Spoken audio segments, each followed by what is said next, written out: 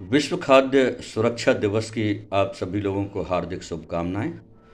साथियों, जैसा कि हम सभी लोग जानते हैं, संयुक्त राष्ट्र महासभा द्वारा 2018 में विश्व खाद्य सुरक्षा दिवस पहली बार मनाया गया था। तब से हम लगातार 7 जून को इस दिवस को मनाते आ रहे हैं। इस दिवस को मनाने का प्रमुख उद्देश्य है कि खाद्य सुरक्षा के प्रति लोगों को जागरूक करना और दूषित खाद्य पदार्थ से मनुष्य में होने वाली बीमारियों के प्रति जागरूक करना, उसे सचेत करना।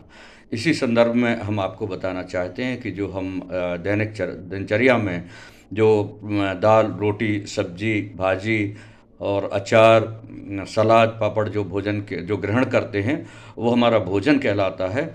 और जब ये भोजन हमारे पेट के अंदर स्टमक में पहुंचता है और उससे जो पोषक तत्व हमारी बॉडी में ग्रहण किए जाते हैं, उसे हम पोषण कहते हैं।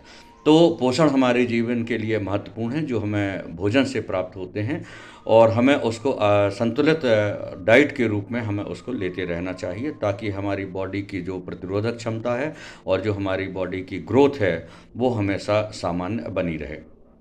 यहाँ पर महत्वपूर्ण बात यह है कि जो जब हम भोजन ग्रहण करते हैं, तो उसमें carbohydrate, protein, lipids, minerals, vitamins और पर्याप्त मात्रा में पानी हमें दैनिक जीवन में उपयोग में करना है, जिससे हमारा मेटाबॉलिक एक्टिविटी संतुलित रूप से चल सके।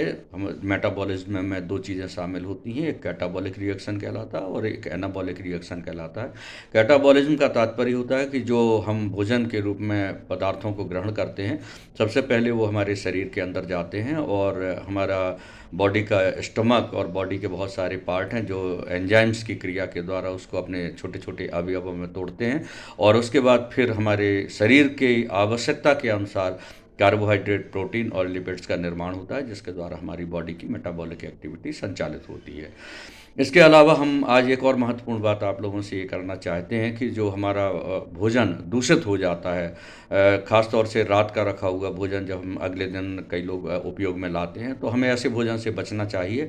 हमें हमेशा मक्खियों से और जो प्रदूषित पदार्थ होते हैं, उनसे हमें अपने भोजन को बचा करके चलना चाहिए। हमेशा ताज़ा भोजन ग्रहण करना चाहिए। और सबसे महत्वपूर्ण बात यह है कि हम जहाँ रहते हैं, जिस वातावरण में रहते हैं, उस जलवायु में जो फल उत्पन्न होते हैं, जो वहाँ की फसल पैदा होती है, ख़ास तौर से हमें उस भोजन को ग्रहण करना है, जिससे हमारी बॉडी के अंदर सामान्य रूप से जो इम्यूनिटी है वो डेवलप हो सके और हम रोग के विरुद्ध अपने शरीर को तैयार रख सकें, जिससे हमें किसी भी प्रकार की परेशानियों का सामना ना करना पड़े। मैं आपसे इतना ही बात करना चाहता हूं। आज विश्व खाद्य सुरक्षा दिवस के उपलक्ष्य में मैं डॉक्टर अश्वनी कुमार दुबे, पर्यावरणविद, environment and social welfare society, जो मिलीनियम ईयर से खजुराहो में संचालित हो रही है, हम आप सभी लोग से अनुरोध करेंगे कि आप लोग इस सोसाइटी से जुड़ें और राष्ट्र निर्माण में अपना महत्वपूर्ण योगदान दें। जय हिंद, जय भारत।